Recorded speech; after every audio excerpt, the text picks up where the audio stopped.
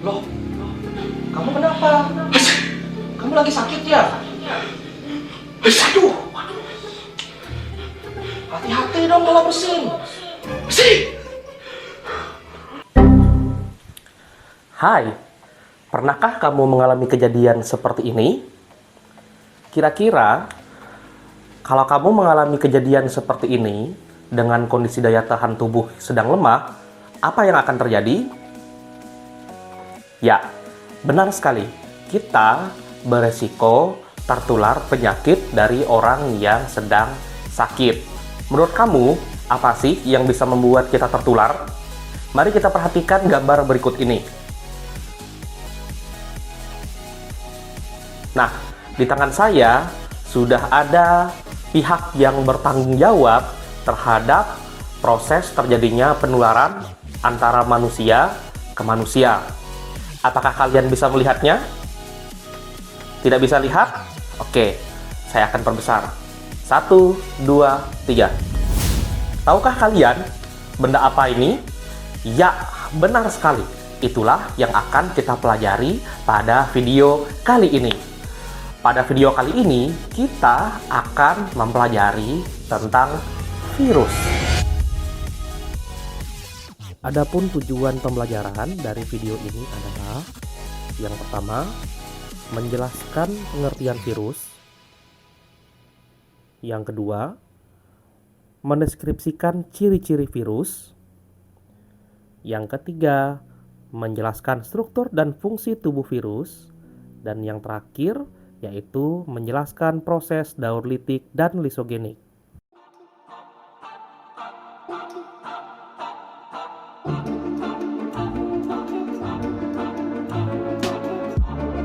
Beralih ke Jawa Timur, saudara, 2 ekor ternak sapi jenis limusin milik warga di Lumajang mati. Sapi seharga puluhan juta rupiah ini diduga terinfeksi penyakit mulut dan Saudara, kuku pemerintah PMK. Kota Batam, Provinsi Kepulauan Riau mengantisipasi peneluran virus cacar monyet atau monkeypox. Iya, virus cacar monyet sudah teridentifikasi di negara tetangga Saudara, Singapura. kesorotan selanjutnya, hanya dalam waktu 6 bulan wabah African Swine Flu telah mengakibatkan lebih dari 44.322 ekor babi di Kasus Kalimantan kematian Barat yang mati. disebabkan oleh virus Hendra tergolong tinggi. Seorang epidemiolog mengatakan keberadaan penyakit akibat virus Hendra ditakutkan menjadi penyebab dimulainya babak baru pandemi.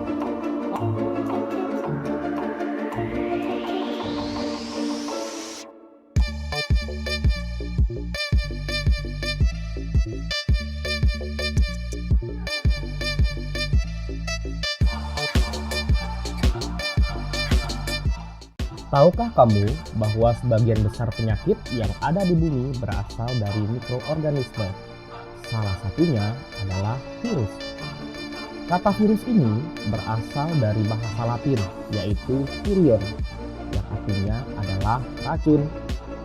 Virus merupakan makhluk hidup yang bersifat parasit obligat, di mana virus membutuhkan inang untuk bisa hidup dan bereproduksi. Inang yang dimaksud adalah makhluk hidup lain termasuk manusia.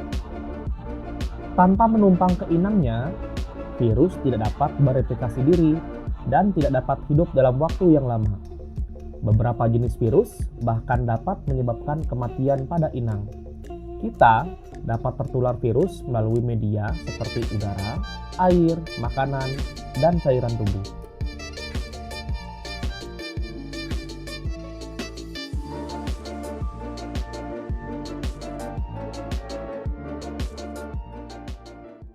Virus sering diperdebatkan statusnya sebagai makhluk hidup karena ia tidak dapat menjalankan fungsi biologisnya secara bebas. Karena karakteristik khasnya ini, ia selalu terasosiasi dengan penyakit tertentu, baik pada manusia, misalnya influenza dan HIV, pada hewan, misalnya flu burung, atau tanaman, misalnya mosaik pada daun tembakau. Lalu, apa saja ciri-ciri yang dimiliki oleh virus? Berikut beberapa di antaranya. Yang pertama, virus hanya memiliki satu jenis asam nukleat yang diselubungi oleh kapsid atau selubung protein. Asam nukleat ini yaitu berupa DNA atau RNA. 2. Ukuran virus sangat kecil, yaitu antara 25 sampai 300 nanometer. 1 nanometer itu sekitar 10 pangkat min 9 meter. Tubuh virus tidak berbentuk sel, sehingga virus tidak memiliki inti sel, membran plasma, dan sitoplasma. Virus hanya dapat hidup dan berkembang biak pada sel hidup atau dikenal juga sebagai parasit intraseluler obligat. Ciri yang kelima, virus merupakan suatu makhluk hidup metaorganisme. Makhluk metaorganisme merupakan suatu bentuk peralihan antara benda mati atau memiliki sifat yang dapat dikristalkan. 6. Memiliki beberapa bentuk tubuh. Bentuk tubuh virus yaitu bulat, batang, bentuk T, dan silindris. Struktur tubuh virus.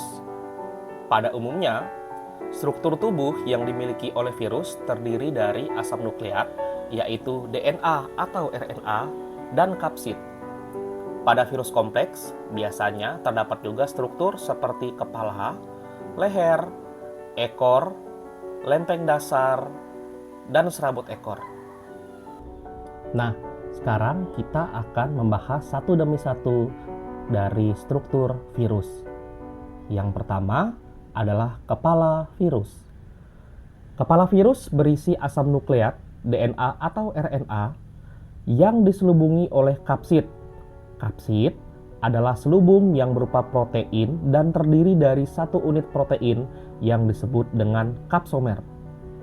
Kapsid ini juga berfungsi sebagai pemberi bentuk bagi virus, melindungi asam nukleat dari kerusakan, serta menyediakan protein enzim untuk menembus membran sel inang saat melakukan infeksi. Leher. Leher merupakan tempat yang menyambungkan antara bagian kepala dan bagian ekor. Kemudian terdapat ekor yang berfungsi untuk melekatkan diri pada sel inang. Secara garis besar, virus menyebar melalui dua daur, yaitu daur litik dan daur lisogenik. Daur litik adalah siklus reproduksi atau replikasi genom virus yang pada akhirnya akan menyebabkan kematian bagi sel inang tempat virus hidup. Virus hanya dapat melakukan replikasi pada siklus ini atau dengan kata lain disebut dengan virus virulen. Adapun tahapan daur litik adalah adsorpsi, penetrasi, sintesis, perakitan, dan litik. Adsorpsi merupakan tahap di mana virus melekat pada sel inang. Setelah menempel, virus akan segera mengeluarkan enzim lisozim untuk melubangi dinding sel inang. Penetrasi. Pada tahap ini, DNA atau RNA virus masuk ke dalam sel inang. Bagian kapsid tetap berada di luar dinding sel dan akan terlepas dengan sendirinya setelah tidak berguna lagi. Sintesis. Pada tahap ini, DNA sel inang akan hancur sehingga membuat sintesis DNA sel inang berhenti bekerja. Setelah proses ini berhasil, DNA sel inang kemudian digantikan oleh DNA atau RNA virus, sehingga virus mampu mengendalikan secara utuh kehidupan dari sel bakteri.